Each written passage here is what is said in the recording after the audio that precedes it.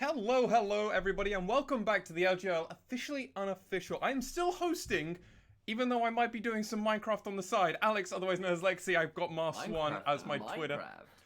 Minecraft, oh god, that's actually sacrilege. Maybe I have to now cancel my account. I just have to go into the abyss and never talk about it. I am, of course, joined by my illustrious co-hosts and colorcaster and play-by-play commentator, Initializer Nightmara, as I always say. Please introduce yourselves. I too think that Minecraft and RuneScape are actually the same game. I think that there's no difference between them. Oh, if I was not doing PG streams, I'd be saying very stern words at you right now. And you know what? I think that normally I have a way to segue. But there's nothing there. Nothing there. Well, that's all I wanted to say. In fact, so we're going back with game 2 after quite a team fight heavy game 1 between Axis and Rascal Jester. Rascal Jester now looking to pick up a win after their first game loss, and it's going to be against pretty tough opponents in Burning Core because they've been performing pretty well over the last couple of weeks. Yep. They have, but on the other end of that, Rascal Jesters did beat Burning Core only last week, so we've seen they can do it, and that's a relatively short turnaround, and whether the learnings from the week before are enough for Burning Core to turn around what happened that time around, or whether the Jesters can pick up the 2-0 in that head-to-head. Could be quite important as we sort of head towards playoffs as well. Some very close standings right now. Exactly. These standings are incredibly close. The only two teams that have a little bit of a buffer at the moment is DFM and Crest Gaming Act, or Detonation Focus Me and Crest Gaming Act. DFM are still currently undefeated at 8-0, and Crest Gaming Act have that 1-win buffer of 5-3, I believe, off the top of my head, for them, because they lost against Axis, and they lost against Axis and then won last week. I believe they might. No, they didn't. I believe. Oh no, they went 0-2, so they lost to DFM as well. So yeah, they're right. Oh god, everybody's together. Everyone's in the same spot, except for V3, who are below everybody, but they're one above everybody, and now we have a lot of people on 3 wins now. Yeah, lots of people on 4, lots of people on 3. Only DFM are a lock now for playoffs. That's one thing I worked out, because that's all important. Are DFM in playoffs? Everyone beats everybody, and in the end, DFM wins. Yeah. Absolutely. With that in mind, though, this is the game, though. This is Rascal Jester versus Burning Core. Where are we expecting the game to be decided? What's the lanes to watch out? Is it still Ray Farkey for Burning Core, or is it maybe Yuhi? What's happening here? I think that on the whole, Art is still the best performing Rascal Jester member. I think that he has been more consistent than any of the other Jesters. And Yuhi has been arguably the least consistent, or the lowest consistent level on Burning Core. He doesn't tend to be the guy that, like, ints openly, but he doesn't tend to be the guy who's really putting on the carry pants, aside from 1 or 2 games on Aphelios. And that champion kind of covers a lot. Does the carrying for you in some competitions, right? Yeah. So I think that if they get a good high range AD carry for Art, then there are definitely ways that Art can just kind of wrangle control of the game away.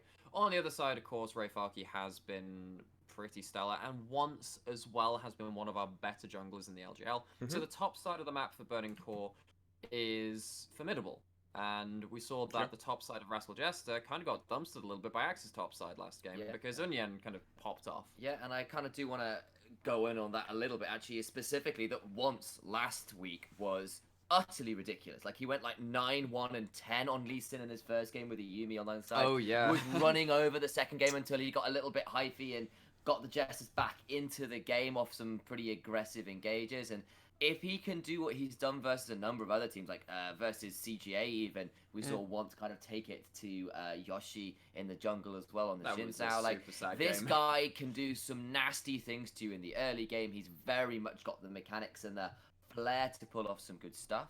So potentially we could see the Jesters get run over from the jungle if Hachimecha kind of has a quiet game like he did the last one, the Trundle. Okay, well, with that, all these thoughts given out, I think it's about time that we get into pick and ban phase. Blast from the past time, lads. Let me count us in. In 3, 2, 1. Good luck to both these teams. I can't believe we reached 88 miles an hour that quickly. That's pretty swift. Yeah, That is pretty swift. We are heading into pick and ban. So, on the blue side this game, it is Rascal Jesters, Cog in the top lane, Hatchamacha in the jungle, Ninja in the mid lane, Art as the bot laner, and Vivid as his support. Yes, and over on the red side this time around, it is Burning Core with Ray Farkey in the top lane. Once the man we've just been talking up so much in the jungle, it's Rocky in mid lane, and then Yuhi and Proud down in the bot lane.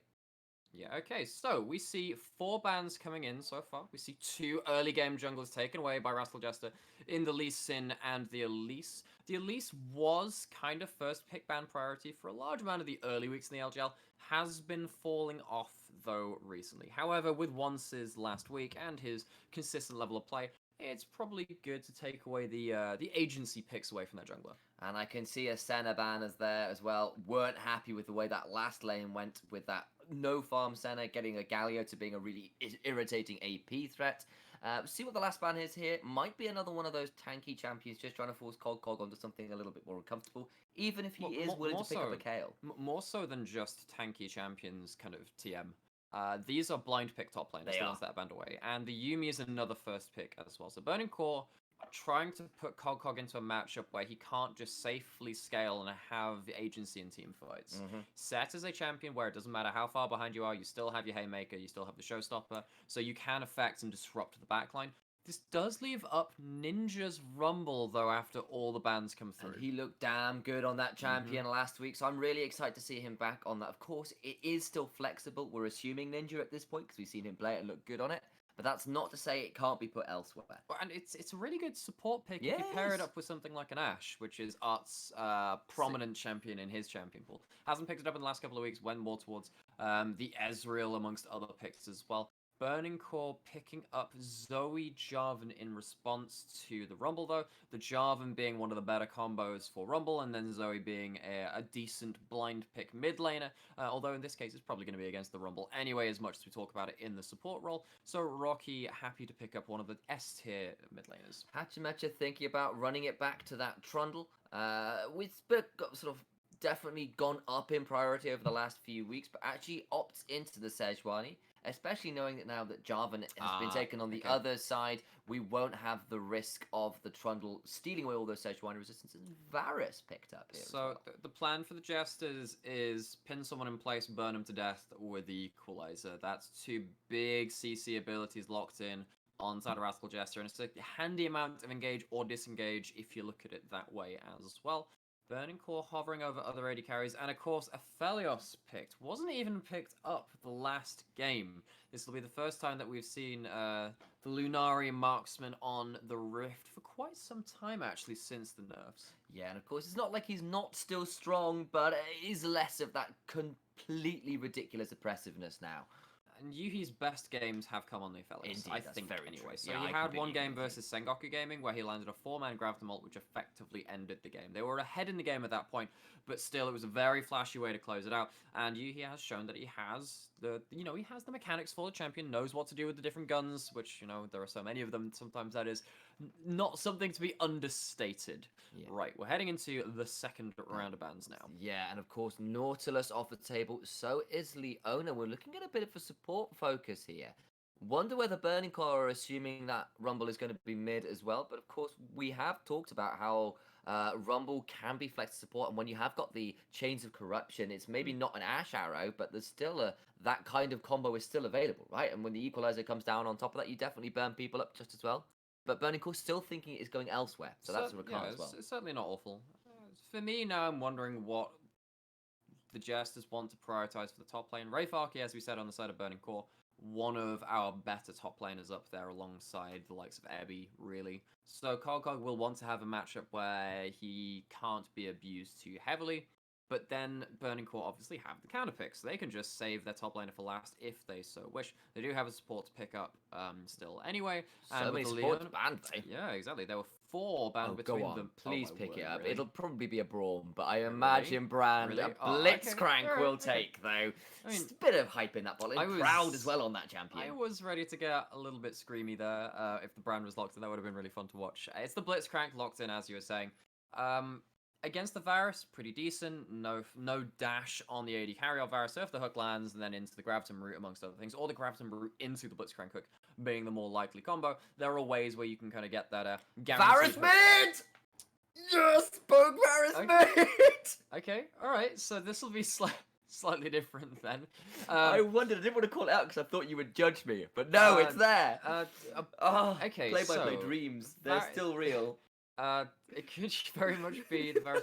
I mean, it could also be AP Ezreal support. Still. Oh yeah, that's true. Yeah, it could be. It could be Run it back to Ezreal mid with the AP, okay, and Renekton locked in as well, so it will be a Rumble support. Right. I'm gonna wait until everything's locked in because these players are crazy. Oh, Jesters, this is why we love you. So Sometimes we haven't seen poke Varus mid for quite some time. It is pretty good into a lot of more immobile long-range champions because, particularly with someone like the Zoe with the portal jump, you can kind of aim the arrow up where she's going back to. It's Gangplank locked into the top lane for Burning Core.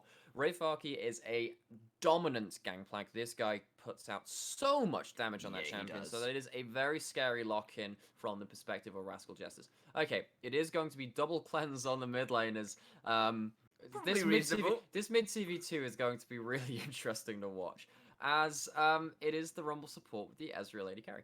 Well, there you have it, ladies and gents. It is a return of Varus to the mid lane, poke v poke on that front. But of course, I feel the Jesters have a touch more with an Ezreal in their bot lane, and of course that equalizer to follow up with any of the CC which could come through. I kind of like the Renekton pick with the Rumble, actually. Just in terms of like the fact that you can dash in for another stun, it's another point and click. So just some more like hard CC you can get in and cause damage with. Glacial Prison, Ruthless Predator, Chains of Corruption. There are a lot of stay here and get burned abilities there. That's a lot of ways to kind of single out the one person and kind of do as you wish with them. But on the other side, all it takes is a good cannon barrage, a good barrel, a good paddle start, a good engage from the Jarvan, and things get a bit awry for the side of the Jesters on the other side of the Rift too. As we were saying, the Jesters did take the win over Burning Core just last week, so it's fresh in the minds of the team on the red side, so they're going to be wanting to even up the head-to-head, as you were saying before we came into game. Yeah, and of course this will be newly nerfed Aphelios on the Rift, but that's not to say he doesn't still have a lot of power and agency in his kit. Yeah, that Moonlight Vigil may have lost a bit of his range, his Inferno may be a little less hot, but we can still see some serious damage coming out of that particular pick. So game on. We are onto the Rift, and hopefully no pause this time. There we go, straight in, straight on. I just want to say, I do like the whole Infernum's a little less hot. You like that one? Yeah, you got one for Calibrum, that was nerfed too, got that? You're saying you were not prepared with a pun for each of the nerfs? Yeah, it needs to be, needs to go back for calibration. They need Garrus on their squad to continually recalibrate. Calibrate their main cannons. Wow. Yeah, there we go. Jeez, okay. That was Mass Effect reference. There we go. Who expects the random Mass Effect reference? I was going to say you need to improve your comedic range like Calibrum. I was pretty good. I'll take that. Yeah, because the whole range. You're clearly lowering yours because that was a little bit basic, man. Come on. Jeez. Wow, that's... Okay, you were threatening to throw things at me earlier, so I'll take this. Back to the cast after all insults are said and done.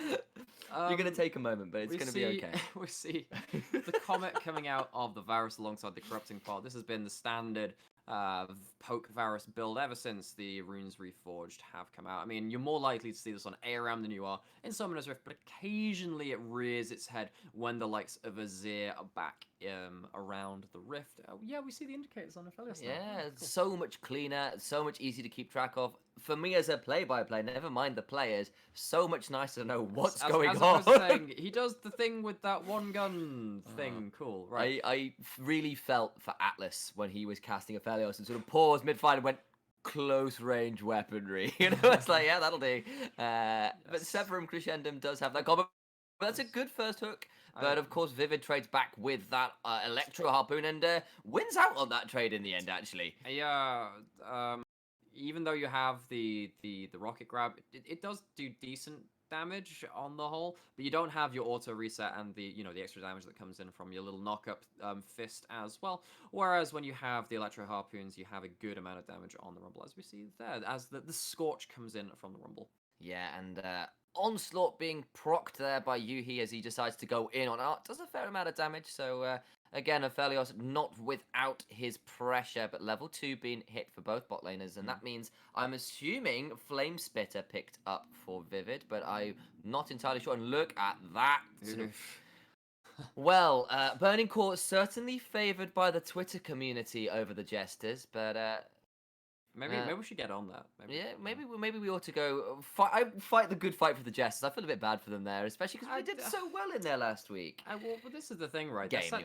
They're only a game behind Burning Core, all said and done, right? These, as we were saying, these standings are close. It's not saying, oh man, this team's definitely going to win all this stuff, unless it's Detonation focused me. That's kind of the one exception, as is so often the case in the LJL. That team is pretty crazy as it stands. But these teams, obviously, are pretty closely matched. They have, obviously, Burning Core with a better record, but then Rascal Jesters with the head-to-head. Engage on once. Hello, my friend. Oh, no. That's the flash in, and First Blood taken by the Zoe. Such a good gank. Once again finding early kills, and First Blood for his team. For someone He's going back in. Never mind that. Hatchimech is in trouble, trying to find his way back to the turret. That's a good start for Burning Core. You take away both summoners away from the notoriously immobile Varus, who really didn't have the wave in the correct place in that lane at that point in time. So you look here, Ninja is at least hovering towards the top side of the map, trying to be on the same side as the jungler, as Sejuani was there as well. He doesn't flash the knock-up. He doesn't flash the sleep. He flashes late, Rocky flashes in, doesn't even need the paddle staff, the extra damage. I think that's a little bit of hubris from Ninja. I think that as soon as one CC lands, it's going to be comboed into the other. That's sad to see, because that now means that the momentum and the wave push that you had going into that gank are now completely wasted. Yeah, and I also want to highlight at that point that we've seen an exhaust burn by Vivid down here while that replay was occurring. Oh, true. And actually also, we saw Cog kind of have to go back fairly early actually in the top side, and there's a pretty decent CS lead for Ray Farkey, who actually has got a full wave to clean up here as well, and looking pretty content up there. And look where Once is. I think he's going to be coming for an engage, especially as Cog has sliced and diced his way to doom. Challenging smite comes down, and the challenge is definitely not accepted by the Crocodile. Trying to find his way out of this. He's got a flash, but I don't think he's got any way in hell getting out of this. That's some nice new leather boots for the Jarvan. And both solo lanes of Rascal Jester kind of get caught with their pants down with some awkward lane positioning. Once reacts appropriately, now has 2 kill participation, pre-5 minutes even, and is getting off to a really good start in this game. Oh, we've seen it before. Once is so proactive in this early game, gets so much done for his team. It's only when the mid game rolls around and he kind of gets a little bit too overconfident, a little bit too arrogant. Yeah, a bit big for his britches indeed. We've seen it on the Lee Sin. It's definitely possible on Jarvan. You can definitely flag and drag your way to glorious suicide rather than actually useful engages, so could be a problem yet. Level 6 hit in the mid lane and a fairly decent CS lead there. Jester's not having the best start. Decent hook onto Vivid, and this time all the damage is there. The Gravitum is there. Flash out from Vivid, going to keep him alive. Heal burn from Yuhi. Flash burn from Vivid too. Yeah. We have been over that, and that's looking a bit rough in that bot lane as well. Of course, there was probably a back that was wanting to come through at some point anyway, but good stuff from Proud to find that hook, and good response with the Gravitum as well. It was, yeah, and that's why the Aphelios Blitzcrank combo is so important, right? And it's actually been seen across some regions across the world. Having the point-and-click route at any time with the Gravitum Q, Gravitum being such a strong weapon for Aphelios, means that you can combo immediately into something like a Thresh hook or a Blitzcrank hook. The Thresh was banned away this game, which is probably why we saw Blitz, and also there's a bit more displacement than the likes of the Nautilus hook as well. Indeed, and we have got to sort of praise Burning Core again for this early game where they've managed to find themselves fairly decent leads in a number of lanes. large in the back of once, well, I'll grant. But like that bot lane looking pretty good. Summoner's burnt there, even if the CS is even. And similarly, Ray Farkey having a pretty happy time up here on this gangplank. He might not be for long, though. If you want to do no, that. But the thing is, this double stuns, he can't. They layered the CC, and that means there's so much trouble tanking. Is Hachimecha desperate? Does get the kill, but it's a 1-for-1. The layering of the CC means that they don't. That orange is so damn useful. So the Renekton stun came kind of overlapping with the Glacial Prison a little bit, as you were saying there. Means that the orange does get him free of all CC with none remaining. Hachimecha does a good job to tank up the tower while Cogcog does at least trade 1-for-1 there, and then the rest of the wave does get pushed into tower. As it stands, though, it's a wave frozen outside of the Gangplank's tower, and he's already back with the Sheen and the workings of a Phage as well. He's not losing all too much here. Yeah, and bluntly, GP will take those 1-for-1 trades where he can get them. Let's go back into this replay and look at I want to see how this CC layering kind of worked out. So Dominus is available here, even though he's half HP. So the ultimate lands, goes into the W, flash into the stun with Ruthless Predator. Hachimecha tanking up with the Sodrani passive and the Aftershock, but with the Gangplank ultimate under the tower, just meaning that Cogcog can't kind of walk up and auto so effectively because he's slowed so much. Means that Ray Farkey buys enough space, enough time for the last turret shot to come in and trade 1-for-1. This guy is just a very good gameplay. He is, and that was a nice invade from Once and Rocky, finding a Rascal Jester's blue buff, and that means that Hachimecha's in a bit of trouble here. Redemption of all things comes down, but the Flash Arctic Assault keeps the Sejuani alive. Proud's looking for a hook, and there is an Aphelios roaming as well. They are desperate to find this piggy. But no, bot lane backs away, and the Jesters get a little bit of free time on that bot side as one starts up the Rift Herald. This little piggy went to mid lane. This little piggy went home. This little piggy tried to find a blue buff and found a Jarvan instead and really regretted having left home at all. I think you need to work on your rhyme, but that's not a bad idea. And so on. I'm here for the forth. facts, man, not for the smooth. Actually, I say that. Oh, smooth no. Hachimecha, no! He missed the division part! Oh, no! The sleeping bubble trouble is here! Oh! This little piggy found Jarvan again! There's no stopwatch available to Hachimecha, no flash. Did have the ultimate, but wouldn't have been able to save him from the mid-jungle duo of Burning Core. Once having a stellar performance on the Jarvan so far, 2-0-1 before 10 minutes. I know, and let's also be real. That was just, well, I think Hachimecha is pretty much now bacon for Jarvan's breakfast. It is kind of early morning over here in the UK.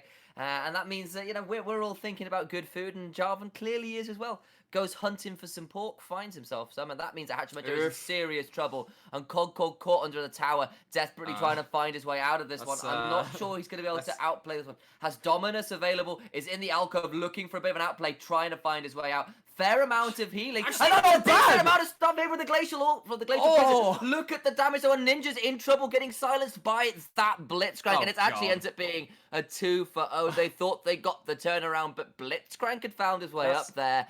Ninja dies alongside Cogcog, and Once is looking for more bacon. Why is he here still? Here's seconds, baby. Looks to go in. The Flag and Drag is here. Ray Farkey is here with a nice barrel combo, desperate to throw this down. Ray Farkey does die.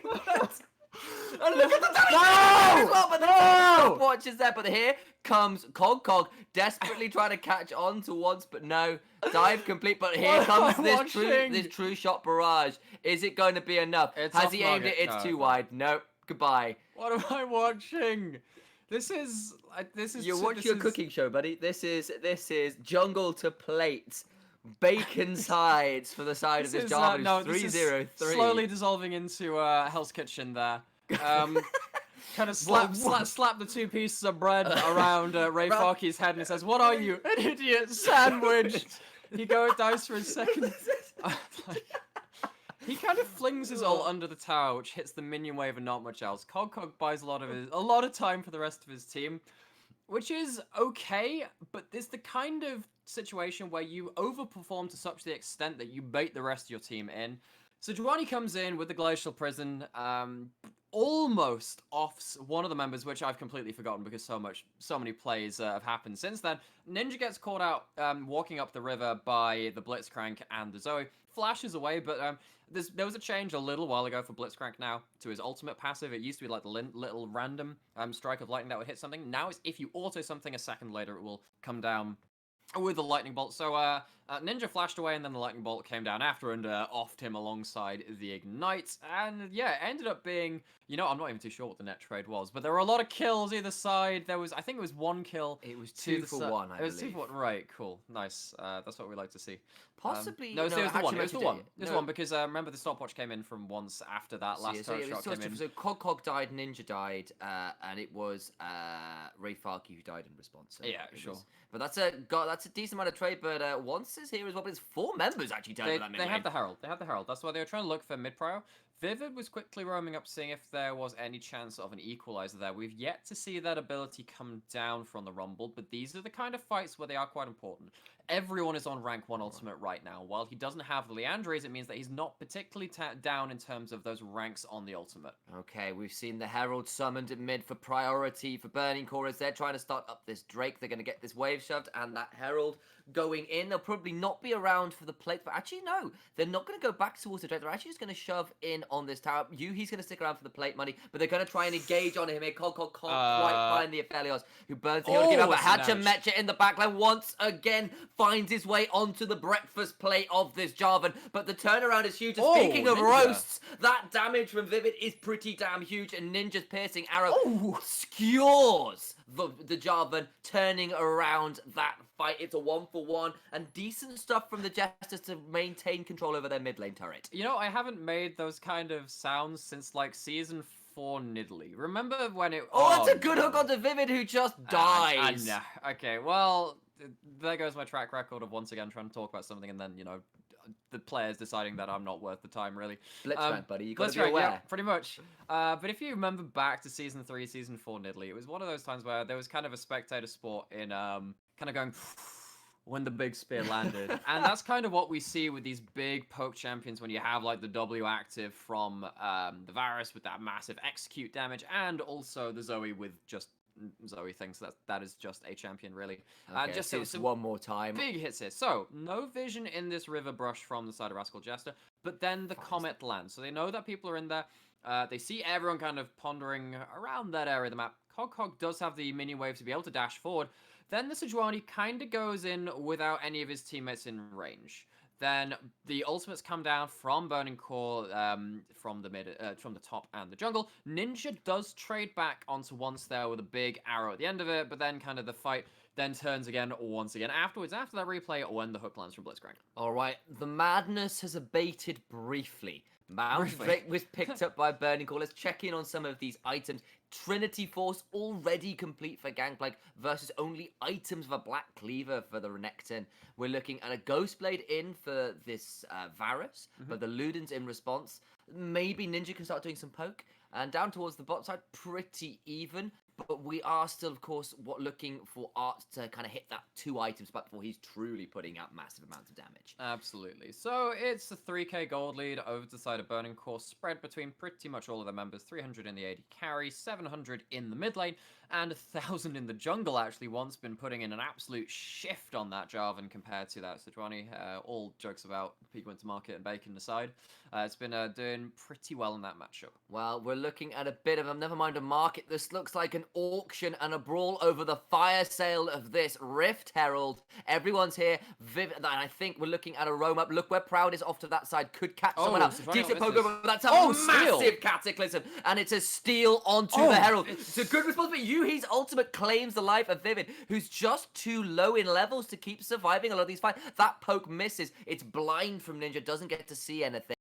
And that means it's going to be mid lane turret taken here as well. And the Herald summoned straight away means that are they going to get the turret up? Yet doesn't charge in, doesn't lose its HP bar. And that means they can probably push onto this mid tier 2 as well with a full charge. Level advantage for the Jarvan, and also the big ultimate coming in means that the steal comes through for Burning Core, secures them. Wait, actually did it? I can't remember who picked it up. Burning Core did secure the Herald. Steal from once along with the Cataclysm. In fact, we just saw it on the tower. I am, in fact, just functionally blind.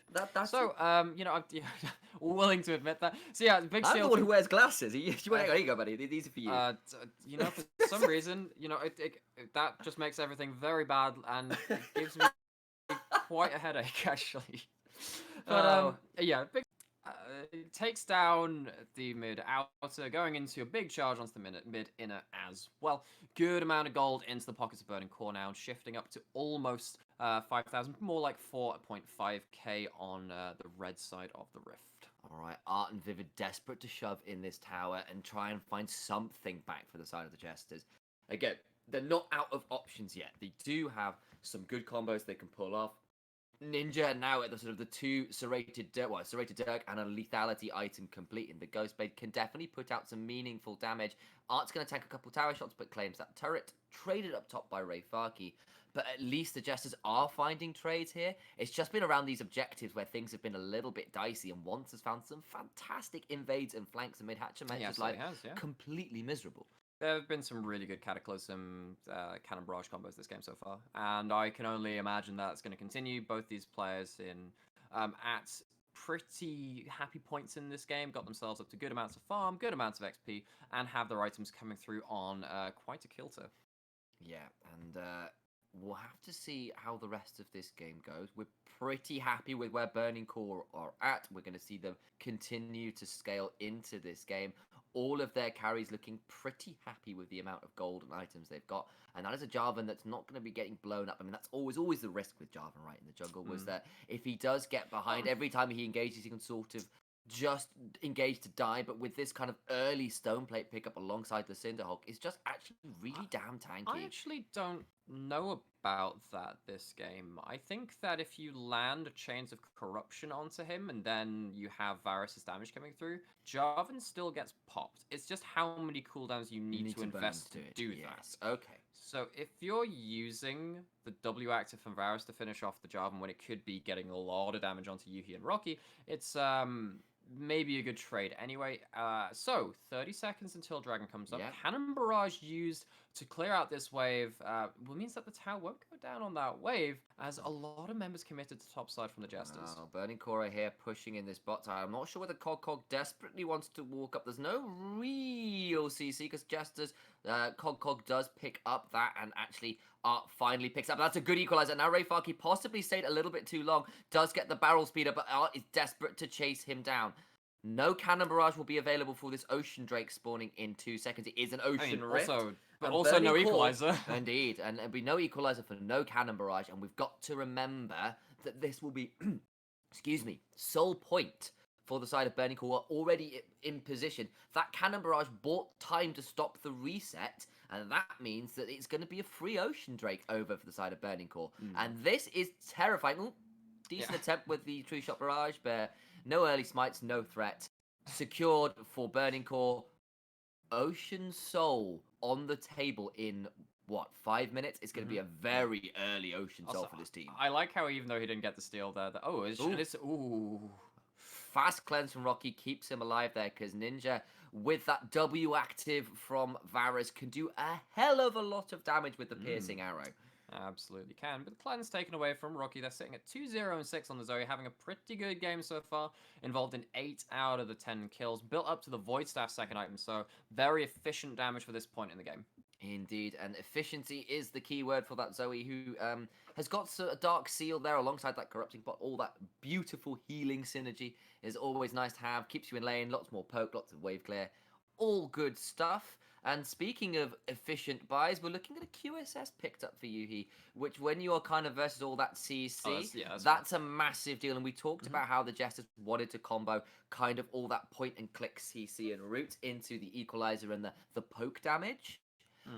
That's going to be so much harder when the Aphelios can just cleanse his way out of all that trouble. There's already a cleanse on the Zoe, and there are oranges onto the Gangplank as well, meaning that there are QSS-like effects on the other carries of Burning Core, so that was the last piece of the puzzle. Is Cog looking for an engage here over this wall, or just trying to dissuade one? I can't quite work it. we are going to pay a little bit of attention because I think people are about to fight. There's no objectives up. What are you thinking? Once this is a raptor camp, why are we fighting? Conkog's found a great flank into the back, and Rocky has got a flash, but no cleanse. He's trying that's actually a really good That's equalizer. a good stun. Ninja slain Proud in the other side of the fight, though. Konkog burns himself. The stopwatch to try and stay alive a little longer. Ninja! Shut down. Ninja's arrows are monstrous. That polite equipment doing all the work, and maybe the Jesters have found themselves a triple kill onto Ninja, and the Baron is actually spawned. What were they thinking? That was a raptor camp. I mean, at this point in the game, I was thinking Burning Core would still be running away with a lot of fights. But then Burning Core just kind of overcommit. Proud is very squishy on this Blitzcrank. He gets stuck into the equalizer, and then Ninja just keeps putting down damage with arrow after arrow, hailing down onto his enemies. 4-2 on that Varus now in the mid lane, and they have started up the Baron, you're right. But we've got to be careful. Here has got a Moonlight Vigil and a Crescendum ultimate to put down, and there's barrels galore. Let's see where it comes in. Brave Farky deletes Vivid. That looked pretty ugly. There is still a Baron to smite. It is taken by Sejuani, but can they even get out of here? Ninja is stuck. Flashes over the wall, but look at all the damage coming in from Yuhi. So close to getting out. Are they going to try and recall? Can he get out? No, he's going to be stuck here. Desperate to get away from this Jarvan. The whole collapses here. It's Varus versus the world, and I think he's going to lose this one. He's gonna just make sure he gets the minions before he dies. That's the efficient play, my man. Gets about another 2 CS. The shutdown goes the way of once on the Jarvan. Unfortunately, not going over towards the FLS. But at the end of the day, it's the Baron over to Rascal Jester.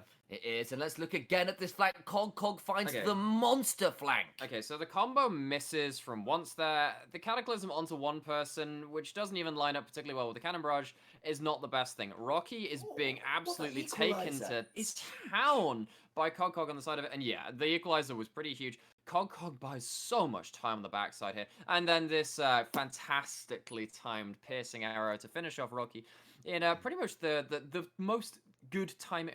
There's probably more adjectives for that. A very good timing on the arrow there to finish off Rocky just at the other end of that stopwatch, which I believe he picked up from Cog's usage, actually. You know, getting some extra utility out of the drops item usage. And that means look at Varus' items right now. They do have a Baron to Jester, so they are back in this game. Maybe they don't have the easiest push available. They did lose a lot of members there, but we've still got to compliment the Jesters for finding that turnaround there. Absolutely. And this is what's happened last week as well. Burning Core looked fantastic in the early game, and then once overstepped, got too big for his britches, and this time, once again, found a lot of pain. That was a great equalizer from Vivid. Yes, he's been picked on a bit this game. Has always been a little bit low on the HP totals, and there's always been a lot of explosive damage coming out onto it. I'm not sure that's a Proud. great Are you sure, buddy? combo, Once is going to try and find his way over here. He's here as well, but I don't think Once wants to be here, and they're thinking, oh no,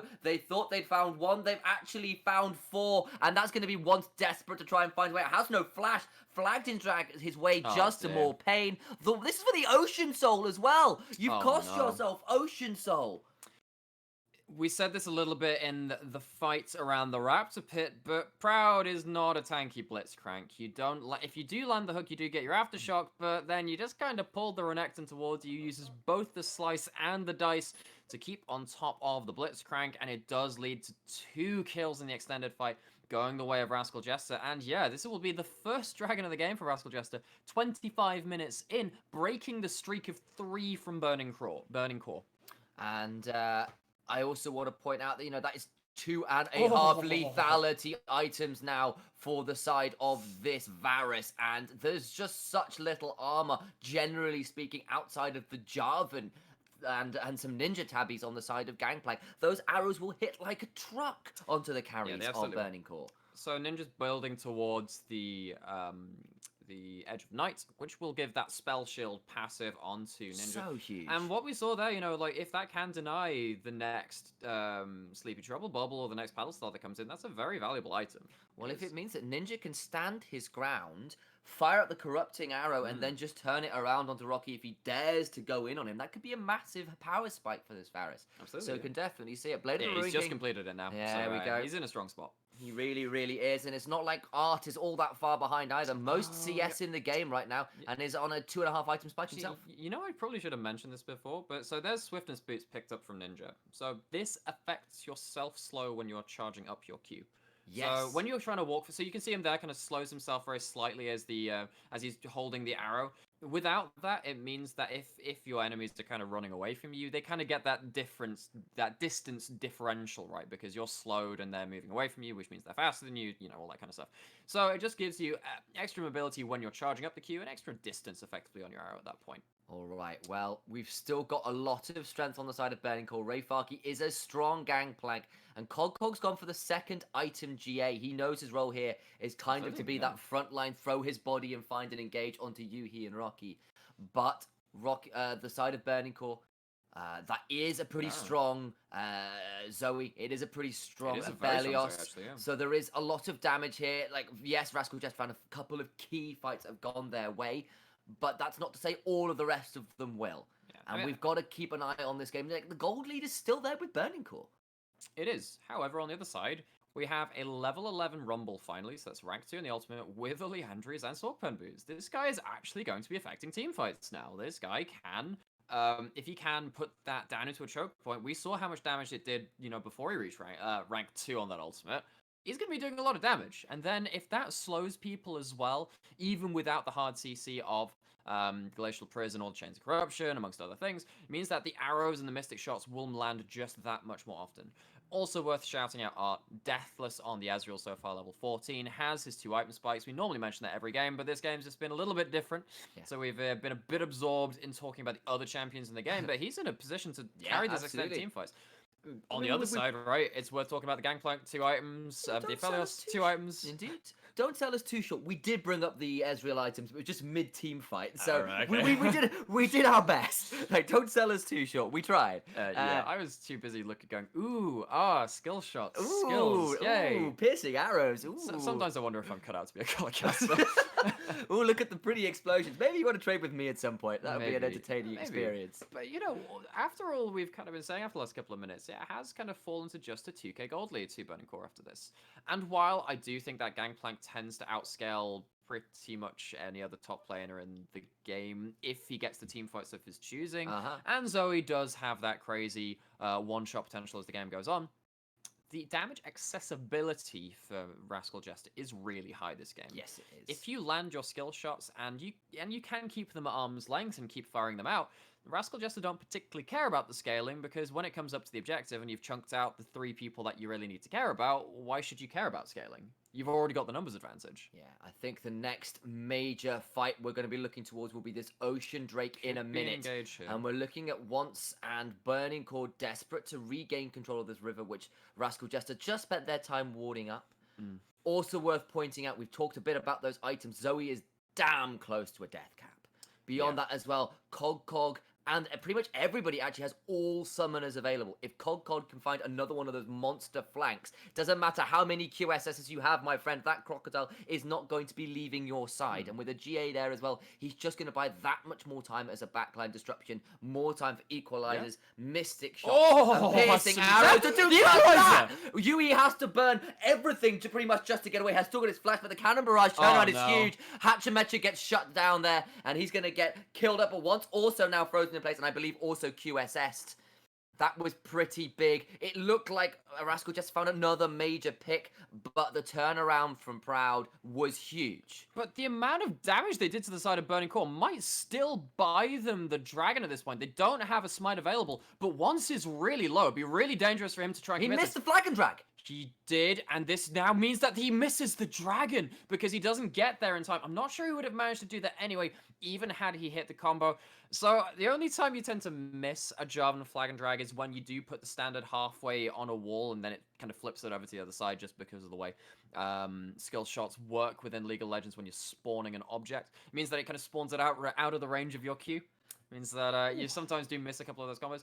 But yeah, that is pretty huge. It is the second dragon over to Rascal Jester. They have now 2 Ocean Drakes. They delay the soul further. There will be no Elder to fight for in the next 5-10 minutes. And you've got to think alarm bells and some of those worries and insecurities have got to be echoing in the back of Burning Core's mind. Not again, not another early game versus these damn Jesters where we got a lead and then threw it away. And the Jesters' veterancy is really showing up in the later stages of this game so far. They are laughing their way to the bank, as Jesters should do.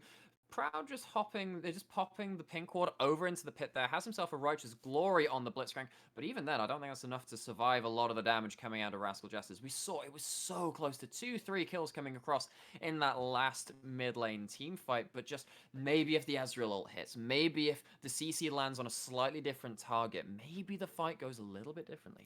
Or maybe things can go a bit differently because Zoe now has a death cap, and that is massive stuff. There's a Sterex gauge picked up for the Gangplank, so like there is damage available for the side of Burning Core if they can just land it. But Rocky lost his summoners in that last fight. Oh, Ninja Flash! goes forward, forces the cleanse from Yuhi, Oh, no. and they're going to get on to Ninja. He's going to potentially cost himself this team fight. Could have cost himself the Baron. Desperate to get out, doesn't. Yuhi claims that kill, and suddenly the Jesters have overstepped. Once now in trouble, though. Look at the backline. Ray Farkey's found his way, and that trial by fire. True damage from the sword of Gangplank is huge. The Stoneblade keeps Hatcher Metro alive. Cog will get traded, and that's 2 for 0 for Burning Core. This time the Jesters overstep art cannot survive this. Massive stuff from this Gangplank, who is a monster. Moment of madness from Ninja, commits the flash onto a target with QSS, gets away from the Chains of Corruption. The re-engage is huge from Burning Core, who then get to run down the remaining members I think they end of it. Rascal Jester. I think they do, with the amount of damage they have available to them.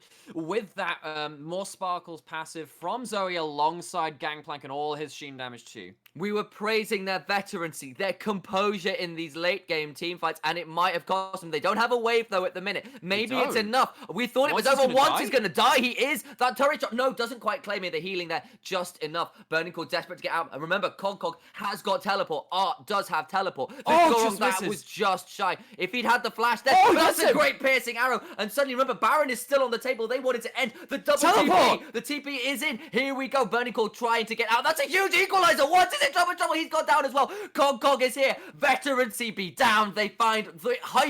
Doesn't quite die. Sorry, Rocky doesn't quite die. I thought that was it, but it's going to be a second Baron, and Rascal Jesters somehow, someway stay alive and might even have found themselves an advantage after that. That's so crazy. 2 people go down in the extended retreat from the base of Rascal Jesters with no smite available. There will be no Baron contested this time around. Rascal Jester find themselves a unlikely lifeline into this game with 33 minutes going on, 34 at this point in the game.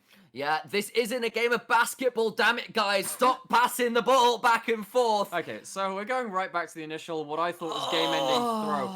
I actually think that was a next-level play from Yuhi on the whole side of that. I think that Ninja was looking for a flash ult onto Rocky. Yuhi tanks that for him, then cleanses away.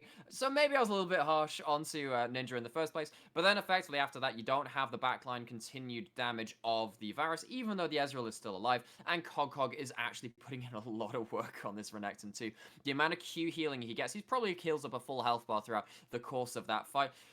Yeah, it's a pretty back and forth game. I'm not sure I can analyze all of that. We don't have the time as the game does continue on. The show must go on. And as we're saying that, we have some other big items coming in. We actually see a Lord Doms coming out of Ninja on the Varus, meaning that extra 35% armor penetration will be there on the Varus, now at probably his strongest point in the game. Yeah, and speaking of strong points in the game, it is round 6 fight around these Drakes. Ocean Drake number 4 about to come onto the Rift, and it's going to be a huge one once again. Rocky forced a flash one more time. Yuhi chunked out as well, and a Rascal Jester's shoving up this mid lane, desperate for mid-wave control. Once has found a good flank, though. Doesn't manage to get that much. Gets a good Cataclysm, though, and Ninja's just going to get popped. Cleanse now burned. Equalizes only onto Rocky, but it's a lot of damage onto that Zoe, who takes 2/3 of her health bar. But look at this front. It's still the 1 for none at the minute for the side of Burning Core, and this Ocean Drake is live, but Jesters are just going to shove up this mid lane, try and get something in response, because they're not going to get the Ocean Soul. They do get the Ocean Soul, do Burning Core. So, The soul goes down, and the waves are now being kind of cleared up from Rascal Jester, at least trying to buy some map pressure. But it looks like Burning Core are faking them out a bit here and going towards the bot lane where they do have a wave available to them. Yeah, Yuhi is pretty damn strong at this point. This tower will not be long for the world. And Ninja just gets popped. The Edge of Night isn't enough to keep him safe from all of the engage. And a good hook at the end of that from Proud from the Cauldron of the Cataclysm pulls him out to his doom. So yeah, Ninja got a little bit too far forward there on the Varus without the flash and without the stopwatch this time. Had no counterplay available to him. It's a good pick by the side of Burning Core, and once showing that he does have the eagle eyes looking for those engage at all points of this game. Oh, yes, but that was a massive damage from that equalizer. Like, I half thought if they managed to find any incidental damage onto Rocky, that could have been it for the mid laner there as well. Vivid's built himself the Oblivion Orb as well. This guy is going for full ultimate utility in his team fights and has been putting out a lot of damage on this support Rumble. Like, I can't blame him because the rest of his team is so AD heavy. That Rumble is going to be hitting through these teams, the team of Burning Core without... who are just very shy on magic resist outside of the QSSs, right? You know, actually worth pointing out, the Proud has actually picked himself up a QSS at this point as well. He picked it up before he even finished the Righteous Glory. Just didn't get around to... So busy talking about all these ridiculous engages. Oh no, they're going to fight over Raptor Camp again. Raptor Camp, we've got to see it. Hatchemecha potentially stepping forward. He's found him. Yep, that's a lot of damage. Goodbye, Miss Piggy. And you're going to die this time. It's a big true shot barrage rather coming across the back end. And maybe this is a big turn. We've no equalizer burned, Cataclysm burned, and the cannon barrage burned. But again, they do find another pick onto Rascal Jester. Arrows are coming in now. And Art is trying. That's a decent chains of corruption. But the QSS from Yuhi is once again swift enough to turn that around. Ninja not finding the routes he needs due to all of the cleanses. There are a lot of cleanses, and you know the important thing about these Barons going the way of Rascal Jester is that at least it's not going to Burning Core. Art is caught out slightly there, but Arcane shifts away from the flag and drag. Indeed, and it's not like Burning Core are shy of poke either, with Zoe at very late game states able to put out some pretty meaningful stuff, and any decent barrel chain coming out can do damn heavy amounts of damage as well. Look at that Gangplank, 7, 2, and 7, going towards an Infinity Edge, which he just now completes, has picked himself up a stopwatch as well. Gangplank is more than online and ready to prove the side of the Jesters that they shouldn't be laughing their way to a victory here. Yes, absolutely. And for those of you who, you know, only pay attention to a couple of words that we say, you know, like every caster and every casting duo has those words they keep going back to. Yeah. One of the ones that we've been going back to for forever is meaningful. Yes. We keep saying, oh, meaningful damage. Oh, this is meaningful, whatever. Speaking on the other side of that, Burning Core, even though they keep getting picks onto Hatchemetra and the like, are not finding meaningful kills in this game. Besides that one where they push down to the Nexus. If they don't kill the Varus, if they don't kill the Ezreal, and they don't have a Baron buff to push in waves, they can wave clear for a very long time this game. We're reaching 40 minutes. There is a lot of gold in this game, a lot of items in this game. If you don't have the Baron, these people can wave clear for forever. Yeah, and it's not like there's all that many tanky targets for Ezreal to feel sad about queuing in this game either. Yeah. So his damage is going to be meaningful throughout this game. Use it again. It's very important. Yeah. No, but that's very true. It is going to be exceptionally meaningful. And we're going to see what's going on. The Baron spawning in 20 seconds. Vision control secured for Burning Core. And in this Ocean Rift as well, there are so many more bushes for this Jarvan to hide out in and find the picks as they have been trying to do over the last sort of 5, 10, 15 minutes even. But Rascal Jester's call the bluff. Push up this wave, desperate to try and take out that tower in the mid lane that is so low. They could probably just tank it, Cog could, in fact. If he can get his way up to there, just take out that wave. Burning Core going to try and potentially stop this push. Are they going to come in from behind? Looks like Once is there, so is Ray Farkey. There are barrels in behind, but Art stops the barrel chain, and that tower finally goes down, and Once takes a fair amount of damage, and that's another good true shot barrage, but only across Yuhi. Maybe a little less good than I was making it out to be. And I think in this little arm wrestle in the mid lane, Rascal Jester come out on top there. There's no big fight engaged. They managed to get some good poke down. The longer these fights go, the more it benefits... Well, the longer the setup to these fights go, the more it benefits Rascal Jester until the big engage comes in, I think, anyway. Unless there's a big Zoe poke, that's always the caveat there. Hatchemetra looking for a Glacial Prison here, maybe. Yeah, we're going to have to see how it Big goes. damage onto GP. Ray Farkey takes some damage, but remember the Ocean Soul is there, so if he can put some damage out, he's going to heal back up a fair amount. It is such a strong soul. It absolutely is. And that's why I think in this game, Vivid should just go straight towards the Morale-Nomicon because he already has the Oblivion Orb. If he does get that down... He's found a flank, he's gone on the Glacial Prison, and that's a huge one of them this time! The chains of corruption spread! The Equalizer is huge! Ray Farkey, desperate to stay alive, has cleansed his way to safety, but that's a lot of stuff down for both teams. There's a good True Shot Barrage that causes massive amounts of damage, and even with an Ocean Soul, I feel they're going to have to back for a little bit, because that means the Baron is going to be started by the Jesters. They've got to do this while the HP bars are low. Ray Farkey does have teleport. He can back, and he's going to TP straight back in. It is another big arrow. It is a big bubble as well, you're right. But Ninja stays alive, so do Burning Core. And all of this poke is going to be meaningless if actually they don't. What a well-timed Arcane Shift. I can't make other points because the action never ends. Speaking of never-ending, Elder Dragon once is in so much trouble. But remember, the Ocean Soul is a thing, and that's massive damage from the Paddle Store, hitting like a bloody supernova at this point in the game. Proud has found his way into a bush with no wards. That Blitzcrank rocket grab could be game deciding. And the Elder Drake is live. Is it going to be a trade for Baron?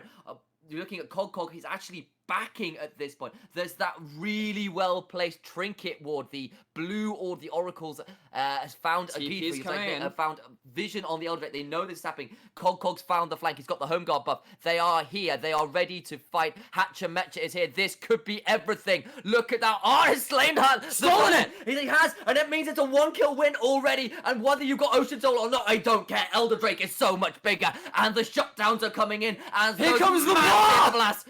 And look at the massive fire breath. Dragons galore from across the map. That piercing arrow was huge. And it's an ace. No, he's still alive, but he is the lone surviving Burning Core, living up to their name and being immolated by the Elder Drake buff. Rascal Jester scorched the landscape. Burning Core scorched along with it. This looks like it should be the death push with the Elder buff available to them. I can't think of any way that Yuhi can stand up against this 5-man unit of Rascal Jester, which have fought the entire game, fought against such a gold deficit at points, and there's so much damage from a single arrow! Oh my days. Never mind Summoner's Rift. Scroll across it. Here be dragons. The Jesters turn it around, and they take out Burning Core. They are 2-0 across them on this split. Okay, so 43 minutes is the victory timer, and a victory it is indeed. Masked Swan, post-game thoughts with you. I mean, I say this every game, but what did you think about that one in particular? Well, that was disappointing as a Burning Core, hopeful. I mean, Rascal Jesters, they just never gave up. They were like, we're going to keep playing. We have this late game poke. We're just going to wait. We're just going to keep waiting. And Burning Core gave them an opening. And Rascal Jesters happily took it. There was at one point, I think it was a 2 to 10 kill deficit. It was like 5-6k lead. Burning Core had the game basically in the palm of their hands. They just had to not punt it. And personally, they tried to see how far they could punt the ball. Could they hit it from the halfway line? Could they hit it from halfway in their own field? It went so far, and it was so disappointing. I think they got some horrendous caught out moments. They fought for no reason over the Raptor camp, and Rascal Jesters were like, we'll take it, and then a horrendous dragon fight for seemingly no reason. Well, yeah, I kind of want to sort of call out that a little bit, I know the Olympics are coming to Japan, but this, got to check out your coaches. This wasn't a tennis match. You're not supposed to be throwing the ball back and forth between each other.